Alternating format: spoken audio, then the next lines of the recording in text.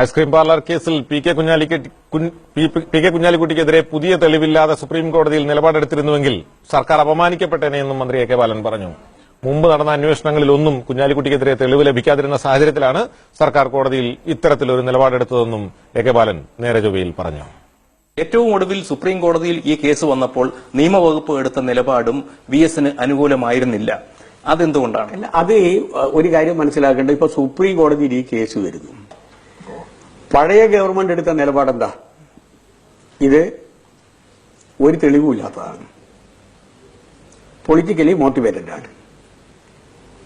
അതിന് പകരം ഞങ്ങളെടുക്ക തെളിവുണ്ട് എന്ന് പറയാൻ എന്തെങ്കിലും തെളിവ് ഇപ്പൊ അധികാരത്തിൽ വന്ന ഗവൺമെന്റിന്റെ കയ്യിലുണ്ടാകണമല്ലോ. ഇല്ലാത്തിടത്തോളം കാലം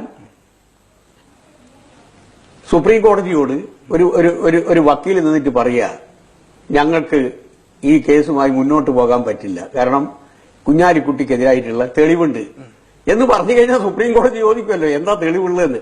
അവിടെ വെച്ച് അപമാനിക്കപ്പെടും സംസ്ഥാന ഗവൺമെന്റ്.